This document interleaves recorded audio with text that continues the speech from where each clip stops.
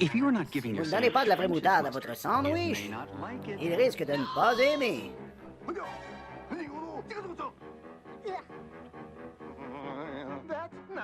Allez, écoutez votre nourriture.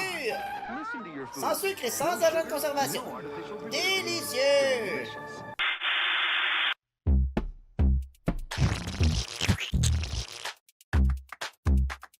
Extra moutarde. Hey! Bienvenue à un autre épisode d'Extra Moutarde, l'émission qui met de la saveur et du piquant dans ta semaine. On est super content que tu sois avec nous, vraiment, c'est génial. On a plein de choses préparées pour toi, alors prépare-toi. On commence tout de suite avec le défi All Dressed. Let's go! Laura Galland, c'est le défi All Dressed. Je te défie! Vas-y, vas-y. T'es prête? Oui. Excellent. Le défi est simple. On a une pile de verres. Il y a une vingtaine de verres dedans. Il faut prendre les verres et les passer de haut en bas. Fait que le verre bleu commence en bas et donc pas maintenant. Tricheuse. Je veux pas finir au hot dog. Pratique. Mais je rajoute un défi supplémentaire. Chaque verre que tu déplaces, tu dois utiliser la main droite, ensuite la gauche. Droite, gauche. Je vais oublier. Droite, gauche. Essaye. Droite, gauche. Répète. Droite, droite. Je vais gagner. C'est parfait. T'es prête? Oui. Dépose les verres, tricheuse. Dans 3, dans 2, dans 1, c'est parti. Droite, gauche. Mais c'est long. Droite. Gauche. Pas être en hot dog. Je veux J'en ai pas plus être deux, en j'en ai hot plus dog. deux. Je J'en veux ai pas plus deux, être ça en peut hot dog. Oh yes, vas-y Laura, Voilà. t'es capable. Je veux Boum. pas finir en hot dog. Droite. Je veux pas finir. Allez Laura. C'est pas Vladimir qui va te faire Ah. peur. Droite. T'as de la coordination. C'est un Droite. grand mot ça. Oh, j'ai même du style. Droite. Je stresse ma vie, oh. Droite. Oh. Mais là, je me rends compte que je dis droite-gauche, mais que finalement, t'es à gauche, c'est la droite. gauche que je tenais en Pourquoi premier. je suis comme ça par contre je fais mon sport en même temps? C'est de Hé, l'exercice. allez! Droite! On y va. On y Gauche! va. Droite! J'ai mal au cou. Gauche! Droite! Et hop. Gauche! Oh yes, je vais gagner. Droite! Gauche! Ah. C'est pas moi le hot dog! Ah, parce que tu sais qu'il y a une conséquence, hein? Tu sais qu'il y a une conséquence. Non! Non! J'étais à la moitié! J'étais à la moitié! Ah! Non! Parce qu'on sait ce qui s'en vient! 2 semaines de suite que je fais. Bye! C'est un signe. Ah! Alors, pendant que je digère la défaite, je te laisse aller faire le jeu et découvrir les 10 différences qu'il y a dans l'image que tu vas voir dans les secondes qui vont suivre. Go!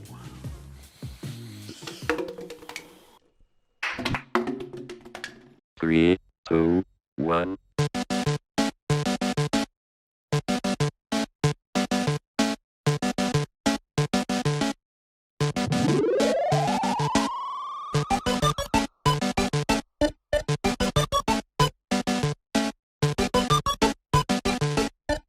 Welcome to Love Machine.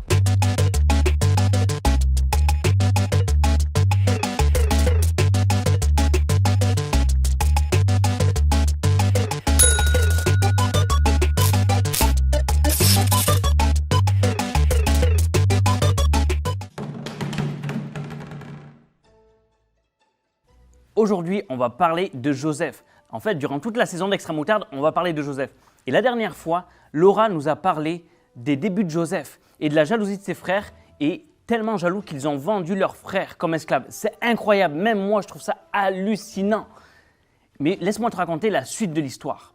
Joseph est vendu par les Ismaélites et il est vendu à Potiphar. Potiphar, c'est qui? C'est le chef des gardes du pharaon. Donc c'est une personne très très haut placée, une personne très très importante.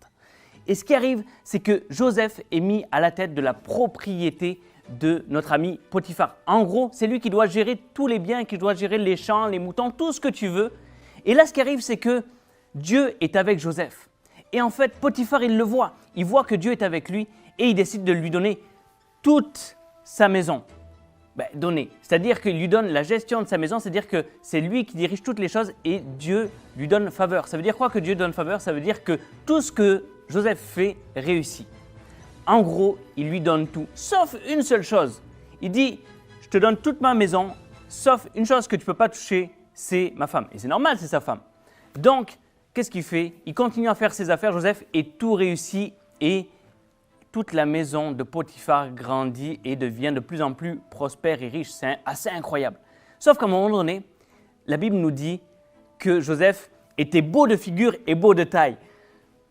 Ça me fait penser à quelqu'un. En tout cas, il était beau et la femme de Potiphar a vu qu'il était beau. Donc, il a dit, « Oh, je pourrais faire des bêtises avec Joseph. » Et donc, à un moment donné, elle va voir Joseph, elle dit, « Viens, on va faire des bêtises, tout ça. » Mais là, Joseph, il dit, « Non, je ne pourrais jamais faire ça. Parce que Potiphar m'a dit qu'il me donnait toute sa maison, sauf toi, je ne peux pas toucher. Et ça serait péché contre Dieu, ce qui est normal. » Est-ce que Joseph a pu être tenté? Possiblement.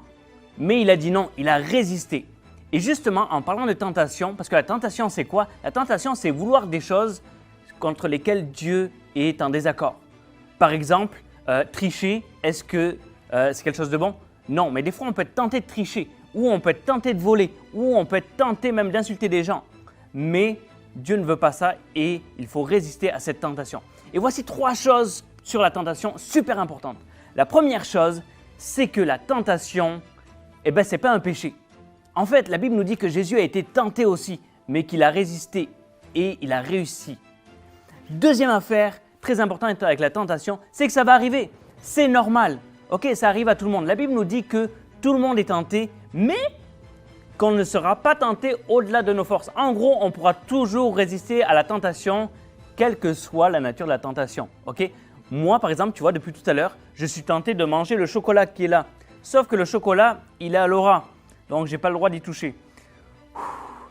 Seigneur, aide-moi, Seigneur, aide-moi. Donc, la tentation, ce n'est pas un péché. La deuxième affaire, c'est que la tentation, ça va arriver. Mais la troisième affaire, c'est une bonne nouvelle. C'est que Jésus va t'aider à vaincre la tentation et à résister. Oui, il va t'aider. En fait, la Bible nous dit, priez et veillez afin de ne pas succomber à la tentation. Ça veut dire quoi? En fait, afin de résister à la tentation, tout simplement, et de dire non. Donc, depuis tout à l'heure, moi, je résiste à ça. Mais il dit de prier. Et plus on va prier, plus ça va être facile de résister à la tentation, comme Joseph l'a fait.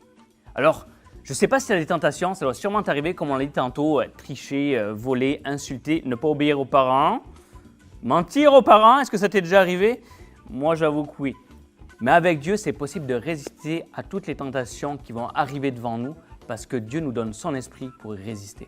Alors les amis, je vous laisse et moi je vais essayer de résister au chocolat. En fait, Seigneur, aide-moi à résister au chocolat. Ah! J'ai résisté à la tentation et toi aussi tu peux le faire. Hey! Salut les scientifiques! Bienvenue dans le lab avec moi-même, Prof Dijon. Et aujourd'hui, je suis vraiment encore tout content de te recevoir parce qu'on va faire une expérience scientifique avec une balance. Écoute, elle n'est pas super en balance, là. J'en avais une vraie balance scientifique, mais je l'ai prêtée l'autre jour à mes amis de la NASA. Et un petit conseil, ne prête jamais tes jouets ni rien aux amis de la NASA parce qu'ils sont dans la Lune, puis ils oublient de les remettre souvent, tu comprends-tu? Alors, je ne me suis pas arrêté là, j'ai construit pour toi une autre balance et on va voir si elle fonctionne. On va la calibrer, 1, 2, 2, 1, oui, c'est merveilleux. On retrouve de chaque côté des récipients qui ont exactement le même poids. Et je vais mettre dans un des 2 récipients des objets. Et là, tu vas voir que ça va être plus pesant d'un bord que de l'autre. OK? Alors, on va imaginer un instant que cette balance-là, c'est toi. OK? Et que d'un côté, il va y avoir des tentations dans ta vie. On l'a vu tantôt avec Stéphane qui pitchait du chocolat un peu partout, puis j'ai pilé dedans, puis j'ai failli glisser. Et on va parler justement que les tentations, quand ils viennent, ils vont créer un débalancement dans ta vie. On va dire que ça, c'est les mauvaises idées, des bêtises que tu pourrais faire à la maison, je sais pas, tricher à l'école ou compter des menteries pour t'en sortir. Je le dis souvent, ça là, peut-être que je faisais ça moi quand j'étais petit, je sais pas. Mais là, on va dire que si tu commences à faire ça, ça crée un débalancement. Dis-le avec moi, un débalancement.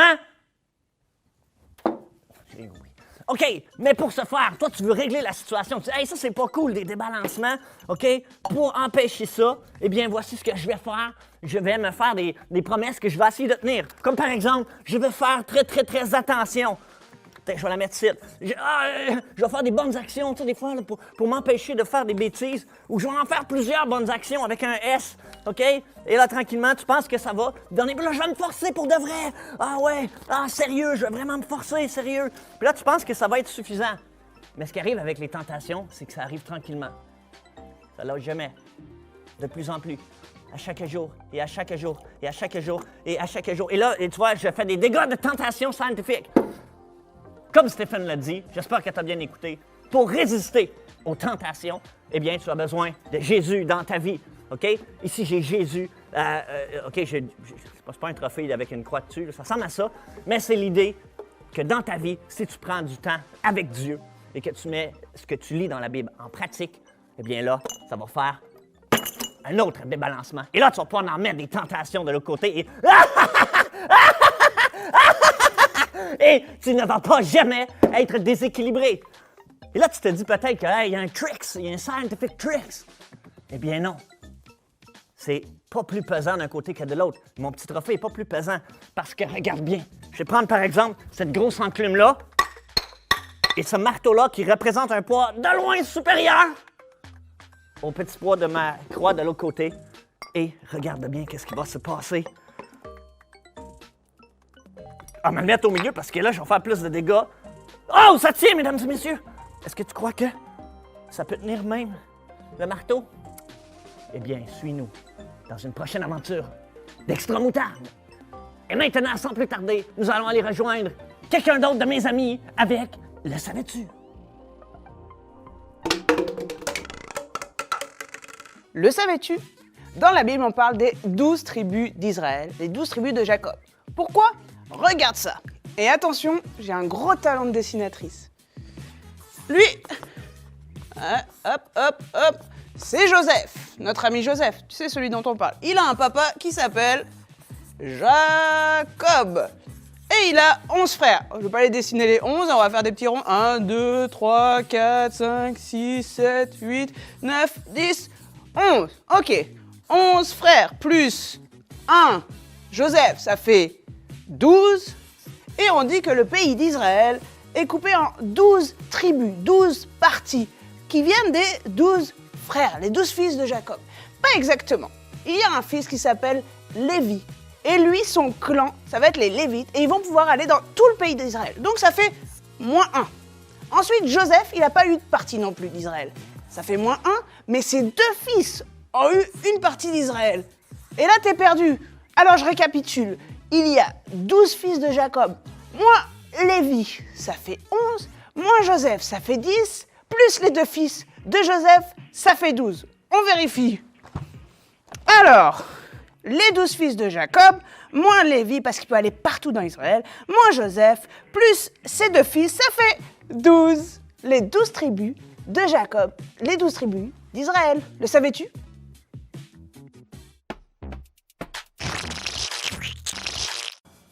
Alors, bienvenue tout le monde, c'est maintenant l'heure du Cheese Quiz. Nos 2 concurrents sont prêts. Laura, est-ce que tu es prête? Yes! Test du buzzer, s'il vous plaît. Test du buzzer concluant. Gus, ça va? Yeah! Tout est prêt. T'es comme C'est un sauvé. C'est mon fermier. avis de fermier peintre. Farmer Gus. Alors, les règles sont simples. Je lis la question, j'en ai 5 à vous poser. Vous attendez la fin de la question avant de peser sur votre buzzer. Pas sinon vous êtes forcément. C'est pas disqualifié. vrai. T'as pas attendu la dernière fois. Le gars Non. qui pose les questions, c'est lui qui fait les règles. Whatever. Vous êtes disqualifié. Première question. Que fait Joseph dans la maison de Potiphar? Ah. Ici, Farmer Gus. Fais bien ça. Fais du ménage. Tout. Réponse acceptée. Prends ça de réponse. C'est bon. Il fait bien ça. Il fait bien ça. Deuxième question. Qui est-ce qui veut tenter Joseph? La femme de Potiphar. Ici. C'était rapide ici. La femme de La femme de Potiphar. Potiphar. Qui s'appelait comment? La femme de Bonne Potiphar. réponse. Un demi-point pour ça. Pourquoi je fais toujours du sport quand je suis stressé? Ensemble, je sais pas. Troisième question. Qu'arrive-t-il à Joseph quand Potiphar arrive? Ouh! C'était égalité, vous reposez dans 3, 2, 1, maintenant! C'est Gus! Non! Pouvez-vous répéter la question? Moi, je sais. Non, je sais. Non, je sais. Il faisait bien ça, il faisait le ménage et tout. Non, la prison, il va en Mauvaise prison, réponse. il va en Oui. prison. Blah. Ça va en prison. La question était floue. La réponse était bonne. C'est ta réponse qui était floue. Fais pas le Quatrième ménage dans question. toutes les questions. Dans quel chapitre se trouve l'histoire d'aujourd'hui? Boum! 39. 39 quoi? Genèse dans la Bible, dans l'Ancien Testament, chapitre 39. Toi aussi, t'as un demi-point parce que j'avais pas demandé quel livre, mais tu m'as dit Genèse et t'as dit chapitre 39. C'était la bonne réponse. Alors, dernière question. Vous êtes toujours prêts? Oui. Stéphane devait résister à une tentation pendant qu'il faisait l'histoire du jour. À quoi? J'ai pas terminé la question. À quoi il devait résister? C'est moi. C'est Laura. Ici. Non, il l'a dit. C'est moi. Il Il y a de la triche. Au chocolat. Au chocolat. Le chocolat Milka. Chocolat Milka. Vous avez tous les deux une bonne réponse. Non, il y a de la triche. Ben, j'ai gagné. Mais il l'a eu en premier. Alors, félicitations, monsieur. C'était la fête du Cheese Quiz. Ton gagnant pour la semaine. High five de loin. 1, 2, 3. Farmergus. Laurent? Non, t'as triché. Hey, tu me laisses ça? Non. Merci, Laurent. Merci. Toi, t'es gentil. On a un bon gagnant et on a une bonne perdante. On est toujours amis avec un fermier. Oui, je suis toujours avec ceux qui ont du chocolat Milka. Ciao.